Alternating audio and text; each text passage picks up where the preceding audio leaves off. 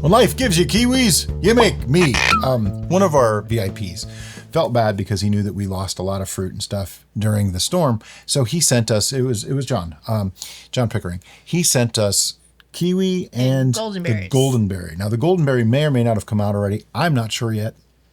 I don't even know what day of the week it is anymore. It's Monday. But we have these dried kiwis that we're going to use to make a mead. And we started thinking about it, like, well, just a kiwi mead doesn't sound like it's really going to do much. So Google Food to the rescue. Type. I'm like, okay, what pairs with kiwis? And they gave me this neat list, and one of them was apricots. We have apricots. We have kiwis. We have honey. Let's make some mead. The apricots are actually dried apricots and the kiwis are dried kiwis. The dried apricots are actually left over from our apricot mead. So this is kind of a nice way to use up stuff that we had lying around and make something that should be really, really interesting. But first, that means we need to make a mead. So we're going to start by hydrating our yeast. And to do that, I've started using Go Firm. This is optional. If you don't want to use it, don't use it. It's fine by me. If you don't even want to hydrate your yeast, that's okay too. It's not 100% necessary. But I'm using 1/4 teaspoon of Go Firm. It's basically just like morning vitamins for your yeast. I mean, that's really what it is. I need a little bit of water. Flintstone chewables for your yeast. Just you know, a little bit. Little bit. Tiny bit. That's too much. A little bit means a little bit. It's a really heavy pitcher. That's why I normally do it. And for our yeast choice, we're going to be using The Beast 71B by Lalvin. It's like my favorite yeast ever. It works really, really well in our particular environment. Now, it's not exactly its counterpart, but we have found that in warmer temperatures like the mid 70s, Fahrenheit, Celsius will be like here. 71B works great. If you're below 70s, D47 seems to be the equivalent counterpart. They're not the same. They don't do exactly the same thing, but they're very, very similar. So if you're in a cooler temperature, substitute D47. I have half a packet here because I always seem to have half a packet of yeast because we have a rule about how we use yeast. And first, we have 2 rules, I guess. Back your packet. Yep, got to thwack that packet. All the little yeasty beasties in there need to fulfill their destiny. Yep. There was a couple hiding. I saw them. I don't know what they're hiding from because it's going in the garbage when I'm done. So it's, it's kind of like eat or die at this point. But anyway, so also this is my self-stirring cup because it's got ridges in there. It's just from a NutriBullet, but it works great for this because see, it's stirring it up. And then I just sit that to the side. My rule for yeast usage, though, is if your batch size is up to 3 gallons, use a half packet and you're going to be fine. If it's more than 3 gallons, up to about 5 or 6 gallons, use a whole packet. If you're making 3 gallons, just do whatever the heck you want. The choice is yours. So I'm just going to mix this up even better than I did the first time because there was clumps. There's always going to be clumps. The clumps could be the Go Firm. Yeah, it's okay. It's not a huge deal. I mean, it'll all get in there. Right. For putting on a show, we like it to look nice, So what we're going to look for eventually in that vessel over there is the if we get some foam. Dome. Foam is a sign of life that the yeasts are ready to go, and that's what we're looking for. Okay. Next, wouldn't be a mead if it didn't have honey, because that is the defining characteristic of mead, in case you didn't know that. The next question was, well, what kind of honey? We thought, well, we're using kiwi and apricot. Those are fruity notes, but they kind of almost citrusy. So we have orange blossom honey. We thought the little tiny bit of citrus note that is included in the orange blossom honey plus the floral notes would be perfect with kiwi and apricot. This is Sweet Squeeze. It's actually a Florida honey. You can get it on Amazon. We'll have links to it below. By the way, if you use our links on Amazon, we appreciate the heck out of that because we do get a small commission for everything that you purchase using our links. But it doesn't cost you anything extra. But you know what would cost us extra is if you use the Honey app. That actually just came out recently. If you use the Honey app, it actually totally hijacks everything that we've done to bring people to that link on Amazon and gives them the money instead, even if they don't find you a better deal. So think about that before you start using that app. I know a lot of people don't really care, but it kind of ticked me off when I saw that video the other day, so I had to say something. It's not cool. It's not cool at all. They've cost small influencers millions of dollars just for their greed. It's really awful. Anyway, all right. So 3 pounds. No. 2.5. What are we doing? We're going to do 2.5 pounds. Why 2.5 instead of 3? Because I felt like it. Okay. Actually, we're doing 2.5 instead of 3 because that way we can keep the ABV a little bit lower because we're going to be adding fruits that may or may not add a little bit of sugars. So instead of going past what I know this yeast is capable of and past the alcohol range that we like, which is usually like the 11 to 13%, we keep it a little bit lower, and that way the sugars from the fruits don't make it go super past that. So 2.5 pounds. This is probably going to take a little while, so I'm either going to speed it up or just not show you.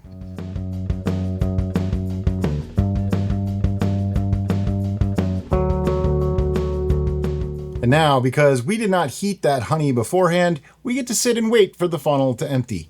That actually gives us time to talk about a couple of things. Like, for one, every single piece of equipment, everything that's going to touch this mead has been sanitized in The red bucket of sanitization! Okay, what that is a big bucket filled with sanitizer fluid and water. Now, we use Star San, which is an acid-based sanitizer. We mix it to the manufacturer's suggestion, which means a very, very small amount of sanitizer to a lot of water.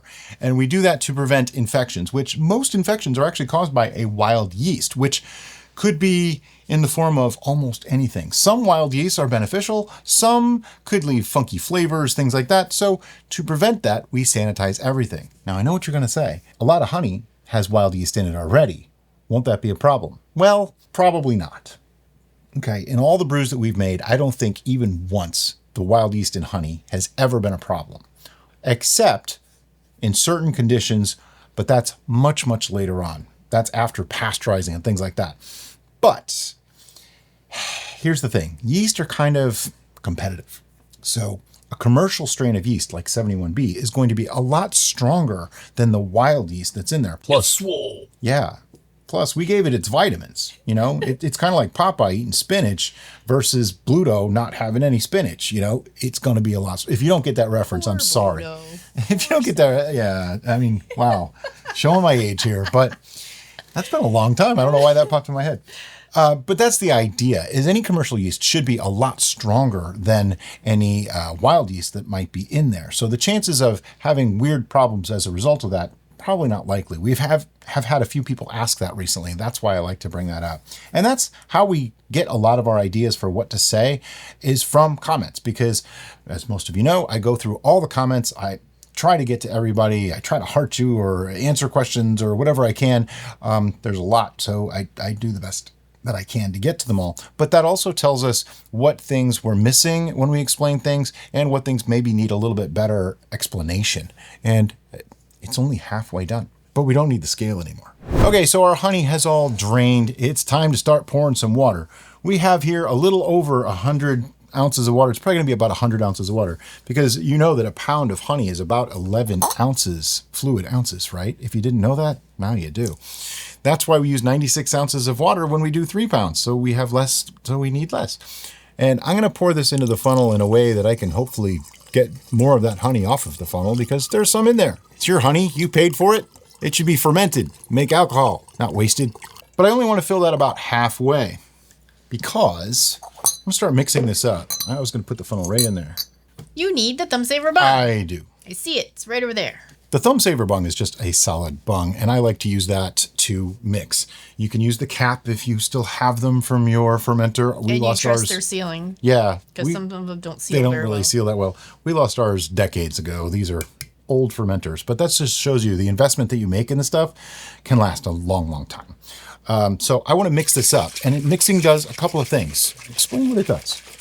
First of all, it's going to incorporate the water and the honey evenly, so that way when you get to your gravity reading, it'll actually be accurate. Secondly, it is going to oxygenate the brew, which is important at the beginning stages of fermentation, See that color because change? yeast require oxygen in order to multiply. The first part of the yeast is they are actually going to build up their colony. They're going to have lots of little extra yeasties join in the party. And once they build up their colony, then they'll get to fermenting. So you need oxygen at the beginning, but once they create alcohol, you don't want oxygen because alcohol plus acetobacters, which are omnipresent, can lead to vinegar. And we're trying to make alcohol, not vinegar. What she means by omnipresent is, much like the wild yeast that might be in your honey, acetobacter is also everywhere. They're in the air, they're in the honey, they're in everything. And I have a general rule of thumb for mixing, though some people take it far too literally. I'm really sorry if they do. And that is, when you think you're done, mix for 2 minutes more. It's mostly a joke, but it's to remind you that you can never overmix, but you can undermix. It's also a really good arm workout. I happen to be sore from exercising yesterday, so this is hurting me even more than usual. However, when you take the bung back out, be careful because it builds up some amount of pressure and it sprays. Does it every time. Okay, now we have half our water in. We want to put the rest of the water in. Do you want to just pour or do you I'm just going to pour. We're going to live dangerously.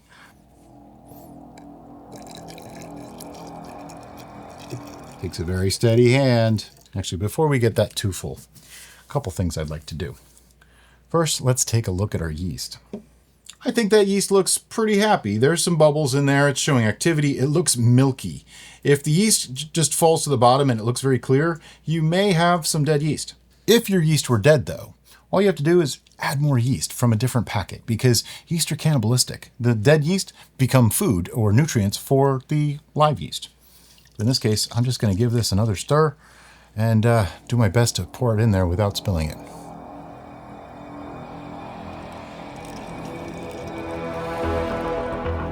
That was impressive. Thank you. I work hard at that. Get lots of practice. Okay, so now we also, since we're making a mead, need a little bit more nutrition for the yeast because honey doesn't really have a lot. Now, before I add the nutrition, let's talk about this for a minute. We said this is a kiwi apricot mead, but you haven't seen any kiwi or apricot yet because we want to add those in conditioning for this particular recipe. We're using dried fruit. This way we don't have to worry about sanitizing the fruit or anything like that because this is going to be alcohol, which is a natural preservative, and it's dried fruit, which is generally not so conducive to mold growth and things like that in the first place. Also, if your dried fruit that you have available to you have some preservatives on them, Yes. and you can't find any that don't have any, then putting them after fermentation is done is not going to hinder the fermentation process. That way the preservatives don't come into play at all. But if we were putting all the fruit in now, we might not need yeast nutrient or even the gopher because the fruits have a lot on them. Now, it's debatable. Some people will say, absolutely, you have to all the time. We've done it with and without, not seen much difference. But because there's no fruit in here, probably better safe than sorry. Half teaspoon of ferment, which is an organic yeast nutrient, works just great. Now, some people will want to use stuff that has diammonium phosphate and things like that. If you do, that's perfectly fine. We choose not to use those things. Just variety of reasons. I don't even really want to get into it, but we use ferment. It works great. It's like the 90% recommended yeast nutrient. Almost everybody recommends it. So it must be something worthwhile.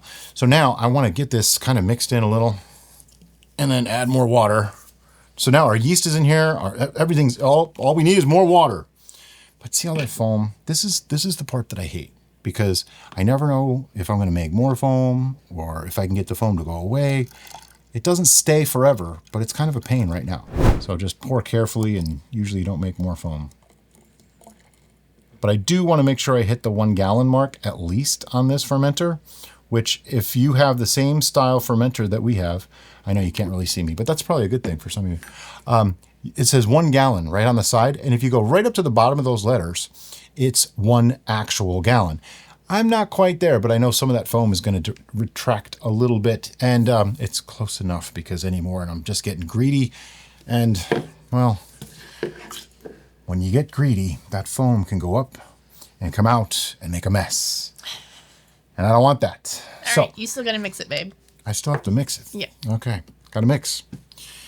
I think fermentation, homebrewing is like 75% cleaning, 25% mixing, or no, 74% cleaning, 25% mixing, and 1% actual other things. You said it so much better than what first time you said it. Yeah, I said it in another video. I don't remember what it I was. think it was cleaning, mixing, and drinking or something like that.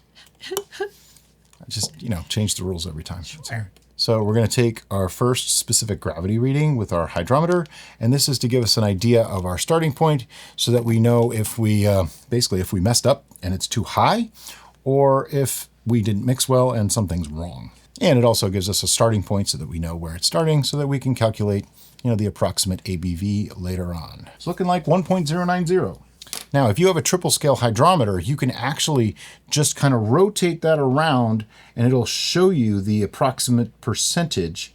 And for 1.090, it looks to be about 11 to 12%. So that's our potential alcohol, which is right where I want it to be. And that is only if this goes completely dry will it reach that potential alcohol. And that's the important thing It's to only if remember it goes to 1.000. Sure. Not necessarily dry. Sure. I misspoke. But we've had some commenters say, well, mine is this much because that's what the thing said. Well, Yeah. That's just the potential. Right. And what'll happen is if you use this, like after it ferments, say it's at 1.000, people look at that and say, there's no alcohol in my brew. Why did that happen? Nope. Because that's not how it actually works. The way it works is you would, if you want to use the potential alcohol scale, you look at what the potential alcohol is now, and then you record that, and then you take the other potential alcohol at the end and you subtract those two. And that's how you can actually calculate your alcohol that way too. It uses the 131.25 method, which is actually what we're starting to adopt anyway. So you get roughly the same numbers. All right, it's time for a bung and an airlock. It is. But before we put that on, let's just, for the sake of being thorough, take a pH reading. And we use these pH strips that are really nice and easy. You just rip off what you need. If you have a pH meter, you can feel free to use that too. I just don't need to be quite that fancy. And I just need a drop. Whoa. Super green. Which is not. That's not good. No. That's way up there. That's in the 5 pH range. Definitely not where we want to be. Let me explain what this means. Ideally, we want to be between like 4 and 4.5 pH, because above that is where kind of nasty stuff likes to grow, including botulism. Now, I'm not saying that there's botulism spores in here, but if there were, they can actually grow. Below 4.6, they can't. So I like to play it a little bit safe. Here's the conundrum though. Yeast are one of those nasties that likes higher pH ranges as well. But they operate just fine at 4 to 4.5, where most of the other beasties don't. So that's why I prefer 4 to 4.5. But we do need to get that down quite a bit now. So in order to do that, we're going to add something acidic. And today we're going to use acid blend. So essentially, it was too basic, too alkaline. So we want to make it less so. And for that, I'm going to use a 1/4 teaspoon of acid blend. Now, this is a blend of malic acid, citric acid, and tartric acid. You can use whatever kind of acid you like. I think the blend actually works really, really well. One thing you want to be careful of when you add this, because you're adding it to something that doesn't have much acid, you could get a little bit of the volcanic reaction like when we were kids. And we already got some foam going on there. So I'm just going to clamp my hand over it or something if I have to.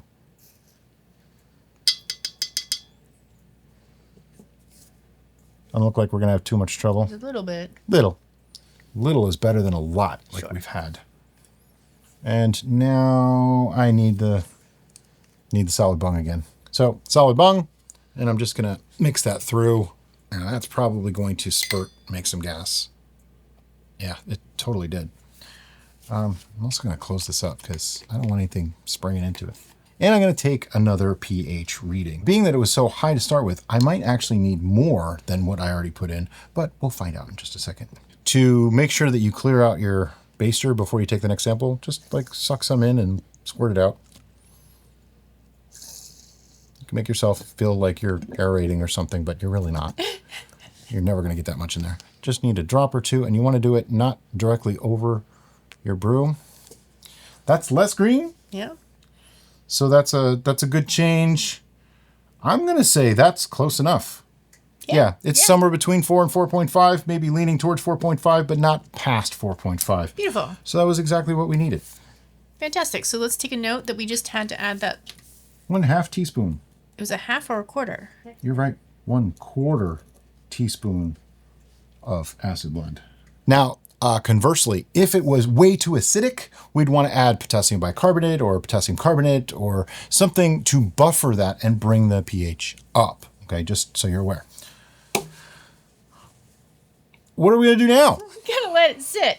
But because we have the foam and because we don't know what's going to happen, I mean, we have an idea, but it's going to ferment. It may get really active and that foam may continue up into the airlock and spill forth. If it does that, if I have it on a cookie sheet with raised edges, all that mess will go into the cookie sheet rather than all over my kitchen.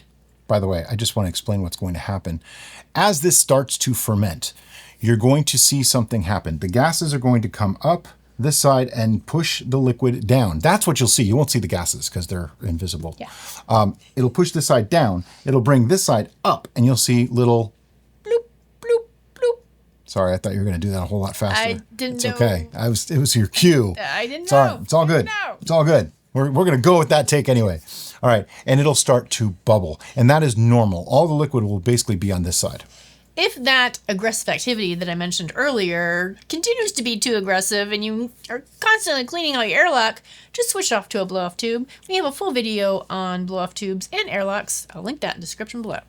Basically, blow-off tube just means take the airlock out, put a piece of tubing, go into like a mason jar filled with water or sanitizer fluid. That way you have a much larger path for all that foam to get out. Hey, something's done pasteurizing. But you will also see little bubbles coming up the side. That's your greatest sign of actual fermentation happening. And once that starts to really slow down to almost no activity at all, that's when we'll be back to do the next step. It's been 4 weeks. I still see little teeny tiny bubbles coming up the side. I don't see a lot of airlock activity. But you know what? You can't know for sure until you take a reading. So that's what we're gonna do. It's starting to clear though. That's usually a sign that it's nearing the end. It's mostly done. But this comes up a lot. People say, oh, well, it dropped from this to this. How do I know if it's done? Or there's no more bubbles in my airlock. What do I do? Take a reading. Kind of bubbly. There's all little bubbles coming up and it's really, really close to the top here. Looks like 1.004, which could mean it's nearing the end. Could mean it's done. Could mean it has more to go. Could mean a lot of things. Right now, one reading doesn't tell us anything. So I'm going to put this back in. Everything has been sanitized. And I know what you're wondering. This is neither kiwi nor apricot. You're right. We'll get to it. Got to do this part first.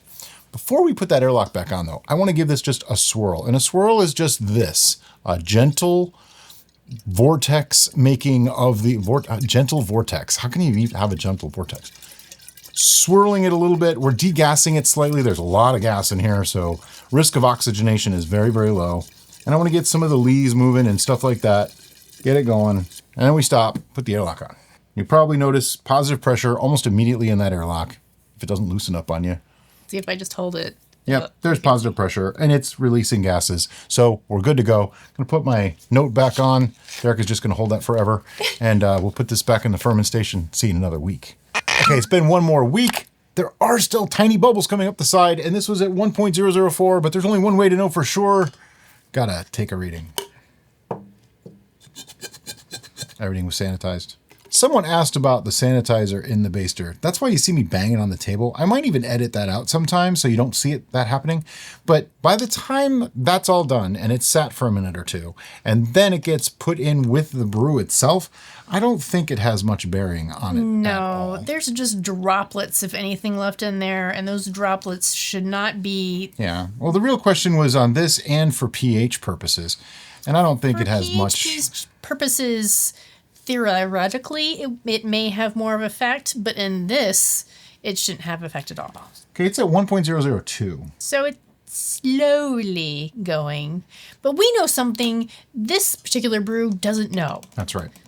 There's still more to go because this is supposed to be Aprikiwi Mead, and right now it's just mead. Yeah, there's no apra, there's no kiwi. That's right. So instead of just leaving this until it's completely finished, let me explain, because someone asked about this, and I want to be clear.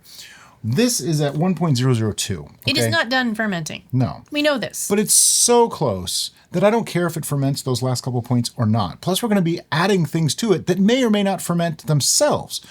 So, that being the case, it almost doesn't matter if it ferments a couple more points or if it doesn't. That's why we're going to rack this and move on to stage 2. Okay, we're going to be racking this, but we're going to rack it to a larger container. Why? Reasons. There's other stuff going in here, not just this, which is our sample from the hydrometer reading. So in our normal racking procedure, our destination, which is this 2-gallon bucket, is going to go below our source. Also known as Derica's lap. Yeah. Because it's just easier when we're on camera like this. I'm going to remove the airlock. We don't need it, right? Nope. Okay. I have the cap on this because there is a fine layer of lees at the bottom that we don't want brought into the next step, even though we're probably going to have to rack it off the next things that are going in there. You could probably guess it's going to be apricots and kiwi. I mean, come on. That way, we're making it clean now, and there's probably going to be more later. I know, it's just the way it goes with homebrew. Sometimes you just have to deal with the lees. It's okay. But I'm not going to be super worried about sucking some up when I get to the bottom, because we want as much product as we can too, knowing full well we have to do this again. So Derica just brought something out that I was actually thinking of at pretty much the same time. Had we thought this out first, we could have just fermented it right in this bucket and then just added the extra things right to that bucket. Now, I know what you're thinking, but wouldn't that mean there's lots of headspace when you're just doing a gallon? And you're absolutely right. But in primary fermentation, there is so much gas and commotion going on that the headspace actually is a benefit, because if it has a really active fermentation, it's just going to stay in your bucket. And it won't spill out and up into your airlock and make a mess. So, yeah, you know. Hindsight. Learn from our mistakes. Use a bucket. It's 2020. So another thing that we totally could have done in foresight that I just thought of is we could have put the fruit in the bucket first. But we didn't do that either. So learn from our mistakes. We're in the splash zone. Yeah, but it's okay. Let's have the apricots first. Now, what we're using is dried apricots that we've had for some time. We're just going to use them up. Yeah, so I gave them a little rinse because they were oozing their sugars. Yeah, and I didn't really want to add that. Sticky fingers. Yeah, it just didn't work for me. For Brian.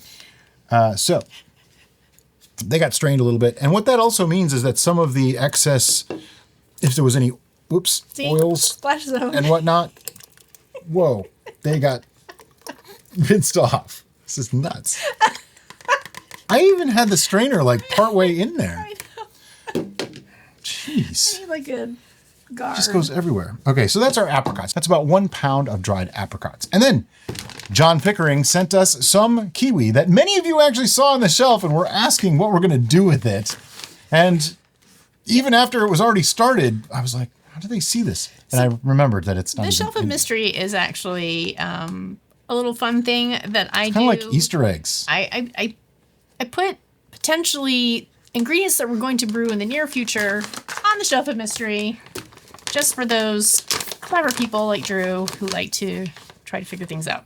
Oh my God, they're neon green. Do they come with batteries? Holy moly. This is crazy. 100% pure natural dried kiwi. Hey, you'll be happy to know they're gluten-free. I hope so. Ingredients, all natural dried kiwi slices. So there's nothing added to these. That's their real. That green? I have never seen kiwi that green before. It looks unnatural. It's probably going to make a really weird color in the mead. And you know what? I'm interested to see what it does. Yeah, I'm okay with that. I'm good with weird. You married me, so of course.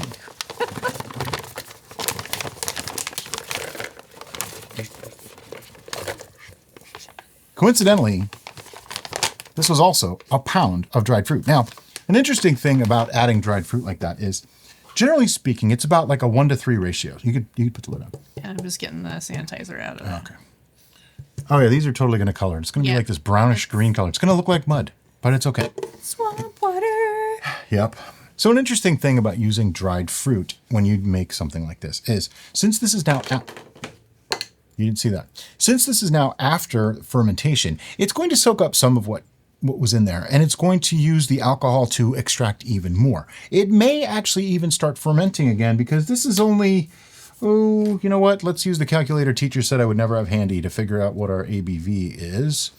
1.090 to start minus 1.002 gives us 88 points used times 131.25 gives us 11.55. So if we call it like 11%, now we just added a little bit more sugar from all that fruit, like for instance, the kiwi. This says 16 servings per container, total sugar. So 16 times 13. Need the calculator again. Don't know how this is so handy, just right there all the time. Now, this adds almost a half pound of sugars to this, which is either going to sweeten the mead or it's going to let the yeast ferment a bit more. And we're okay with either option. Exactly. What this actually means, though, and I hate to break it to you, is that when it's all done, we won't be able to calculate the ABV within a point. It'll probably be within a few points.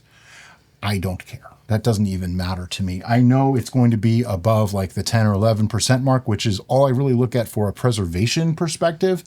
It's totally fine. Don't get crazy. It's totally fine. So, what are we doing now? Oh, I got to take notes. Yeah, the pound of kiwi. Right, I didn't even get to what I was going to say about the fruit. Hold on. What I was getting to about the fruit is it might be like, oh, but you only added a pound for a gallon. Right, generally speaking, you want 2 to 3 pounds of fruit per gallon. But think about it. There's like a 1 to 3 ratio when you take fresh fruit and dry it. It's about 1/3 the weight. So 1 pound of dried is almost equivalent to about 3 pounds fresh. So This is actually 2 pounds. right, so we have the equivalent of 6 pounds of fruit in this.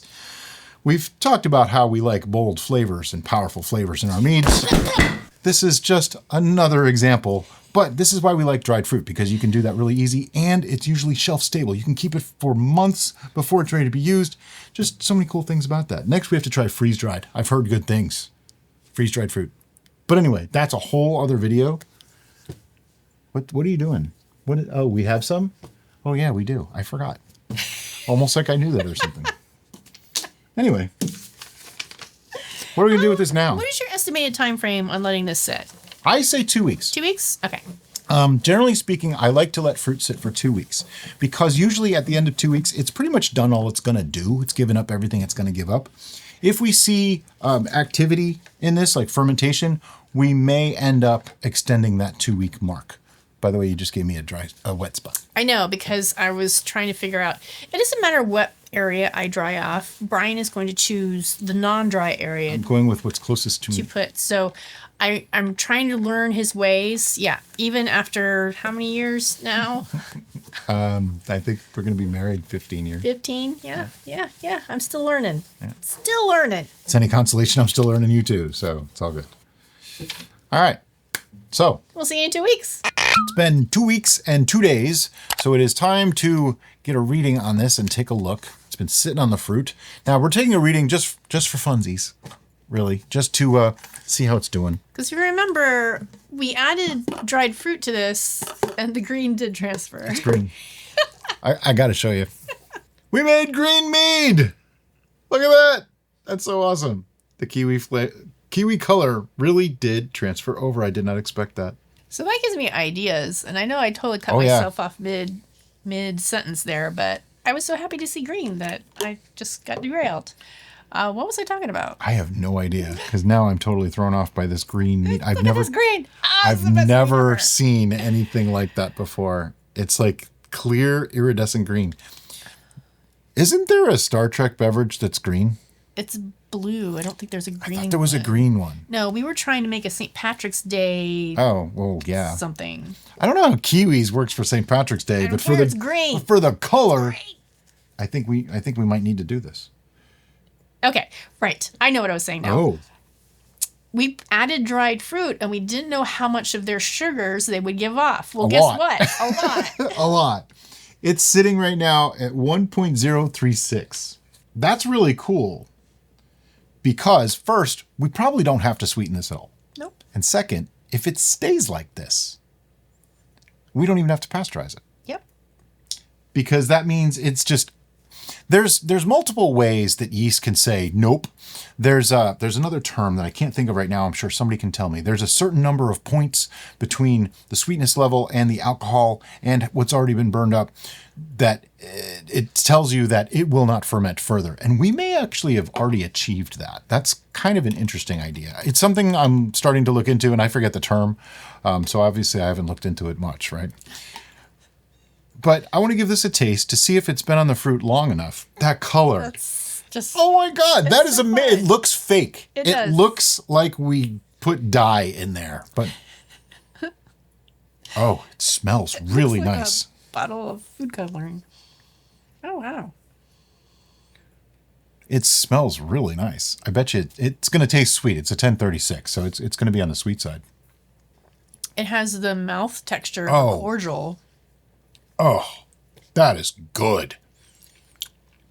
That's wacky. That is really good. Now, do we want to take it off the fruit or do we want to leave it on the fruit another week? Well, they all sunk. They did. There's no harm. So you know what? I'm just going to put this back in. Give it another week on the fruit. I taste the fruit, but I think I taste more of the honey than the fruit right now. What's really interesting, though, is that almost all of the sweetness came from the fruit. Yeah. Not from the honey, because this was practically dry. It tastes very honey forward. Oh, absolutely.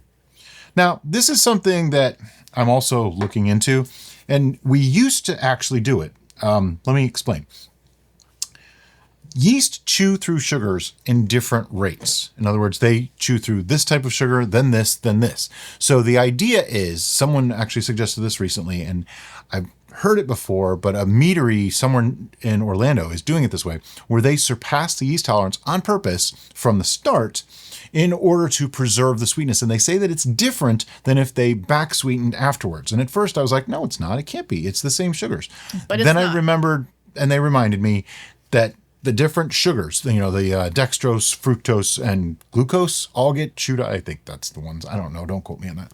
All get consumed differently by the yeast in different times. So that makes a different result. And it's something I want to play with. I have a couple of ideas on how we can do that. But this is an example of that all of the fruit is just the sweetness of the fruit itself. Like all the sweetness came from the fruit. I'm really excited about this. Can you tell? The green has me just blown away. I know. I did not expect that. I remember us saying like, oh, if that stays, that's really cool. I didn't really expect it to stay. It turned it green. Because there's a significant amount of apricots added in there as well, right? Yeah. There's a pound of dried apricot and a pound of dried kiwi. But the kiwi won. The color of the kiwi one, but I would say flavor-wise, they're actually nice tandem. I can taste them both, but it's still very honey forward, honey sweetness. Yeah. Like you would know this is a mead. Let's just put it that way. But you know what? All right. We're just going to let it sit. We'll see you in a week. It's been 2 weeks. Let's open this sucker up. Take a look. What we're checking for now is to make sure that it didn't ferment further, because there is a possibility that it did. If it didn't, we may just move right on to the tasting. That color is just crazy. It's green. It's still green. It's green. I was just about to say that. Wow. Look at how green that is. That's so crazy.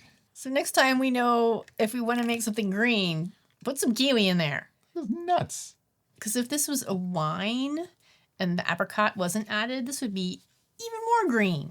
Okay, this is a first. It went up. So the fruit released more. The fruit released more. Wow. Wow. That's pretty incredible. It's reverse fermenting. No, it's not. It's not at all. Just sounded funny. So, yeah, I think we're going to rack this off the fruit. But you know what? We can do that off camera because we have a video on how to rack. We're just going to... Racking is boring to watch. You don't need boring. to see that. But let's put the lid back on for now. Oh, okay. I put it in the sanitizer. Oh, we'll get it back out of the sanitizer. It's clean now. Because I think we could just do the tasting. So some of you are probably asking, why did you leave this on the fruit so long? Well, because everything is completely and totally submerged. It's under the liquid. There is no way This can sit for months this way. Is going to mold or cause any problems. And we wanted to get all those fruity goodnesses out and into our brew. We didn't anticipate more sugars to be released. Is that what I said? She makes up a lot of words. It's kind of funny. My brain Anticipate. and mouth just kind of don't. They're on separate channels. Yeah. My brain's telling me things. My mouth is trying to keep up in it. My brain is much faster than my mouth. Okay. I love that color. It's a crazy color. That's incredible. So from past experience, we know that just the basic fermented honey is going to have a nice yellow goldenrod kind of hue, somewhere between goldenrod and straw, depending on what kind of honey you're using. We also know from past experience, dried fruits such as apricot tend to have kind of a pinky, orangey, peachy color.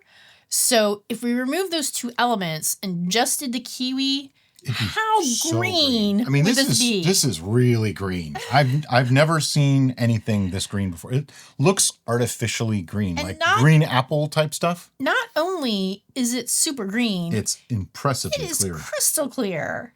That is one of the clearest brews we have made This in is a long like- time. There's zero haze. It's like a green topaz. Is that the right gem that I'm thinking of? I don't know. It is very gem-like, as a matter of fact. Yeah. On the smell, it's interesting. It's a crazy smell. I can't- Definitely get fruity, a little bit of honey, a little bit of almost a straw, Yeah. like At first, a hayfield after it rains. the first time I smelt it, I'm like, what? But the more I'm experiencing, the more I'm getting what Brian is verbalizing, and it's making me happy. With some fruity notes behind it. Yeah. It's not objectionable at all. Please No. don't take what I said as bad. It's It smells very fresh. yeah. Fresh. It's light. But the honey is definitely coming through. It's actually a very pleasant smell. Smells really, really nice. Wow. The color alone is making me Yeah. stupid happy. Color alone is making me a little scared because not a lot of things that look like this taste very good. All right, let's go in.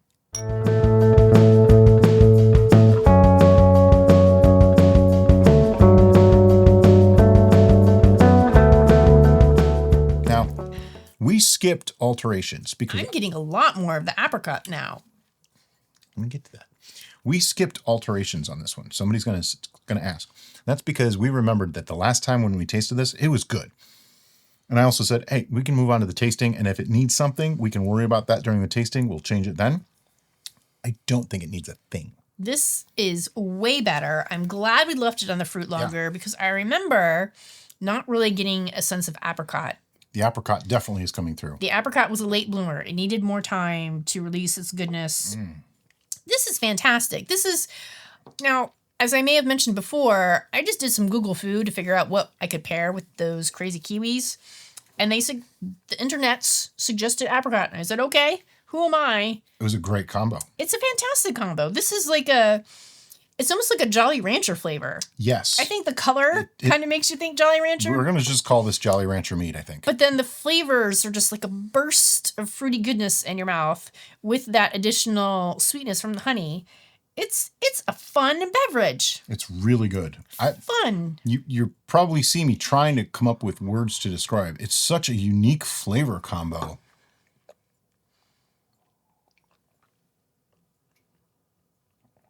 It's got a nice light fruit sweetness to it, but then it also has a rich complexity from those apricots and the honey coming through. But there's an earthiness to the kiwi.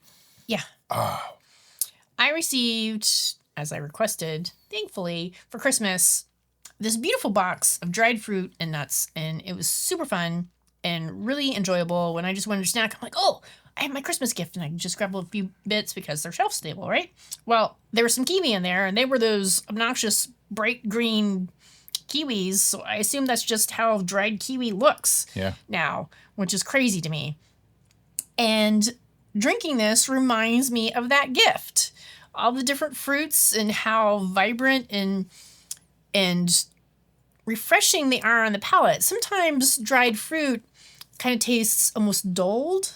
Is that yeah, because it's sort of cooked. Sure. It's dehydrated. So, but some of the higher end dried fruits are like this burst of flavor, and I think it's because your saliva kind of like instantly rehydrates them, and then just like, pew. And so that's what I'm getting from this. yeah, this is so powerful in flavor. It's really incredible. My descriptor of fun, I think, is going is to a good be word. my favorite descriptor of this particular beverage. The color, the flavor, the aroma, everything. It's just unique and fun. My only fear on this is it's just going to get sweeter if we keep leaving it on the fruit. So I think we're going to take it off the fruit today. We said this already, but it bears repeating. I think we're going to take it off the fruit today, which today is So how much time have we had it on the fruit? 1 month, 4 weeks, Okay. almost to the day. Yeah. So if you have a similar situation as us with our temperature ranging basically in 72 or so Fahrenheit. Then I wouldn't leave it on it longer than a month. Right. Usually we say 2 to 3 weeks for fruit, but this time 4 weeks actually was the... Yeah. Now, it could be done, and it might not do anything more, but I don't want to take that chance. This No. is as sweet as I want it to be. This is a dessert mead. Without a doubt, this is a dessert mead. And someone's going to ask, how could we make this drier? Well, the only way is to ferment it further, but it stopped fermenting.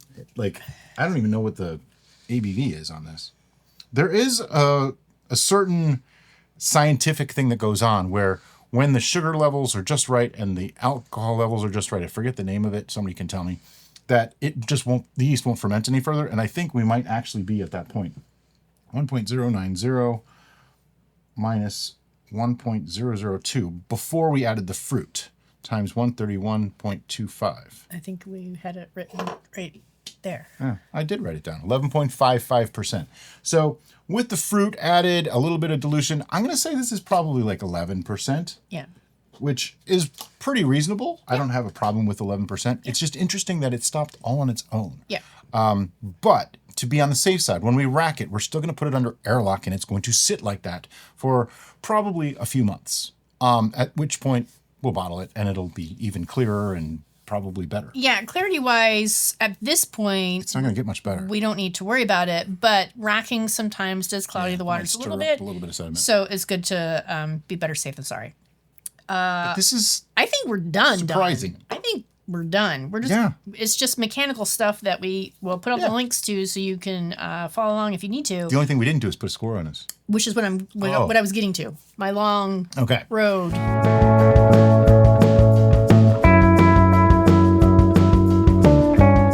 Okay, do you have a number? I do have a number. Are you ready? Are you sure? You have a number. All right, here we go. 1, 2, 3, 10. It's just fine. Yeah, this is really good. Like, I'm actually I was considering a 10.5. Scooching a little bit on. I want to see what this does in a year. But I think it's a little sweet. It's a little sweet. It's just so different from anything we've ever made that it's hard to compare it to anything. Super excited and amped about it. So I might be elevating my score. It's okay. Artificially, just because it's your just PES score. You're allowed. Super exciting. Personal enjoyment score. So PES score doesn't really work. It's the PES. Sure. So your P score? Thank you. That's bad. All right.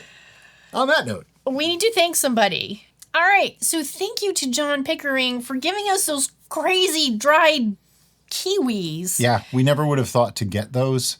So it's kind of interesting. He sent us a couple of things because he felt bad when we lost all the fruit. So he's one of our VIPs. Yeah. And he tried to help supplement things. And he sent us some interesting things. He sent us some weird shit. I'll be totally honest with you. Some of them. You could probably see them right there, the mangosteens. On the shelf. We still don't know what to do with those yet. So that's why they're still sitting there. They're going to happen. That's why they're there. Funny because over several weeks that the kiwis were on the shelf, we got comments all the time. I see those dried kiwis back there.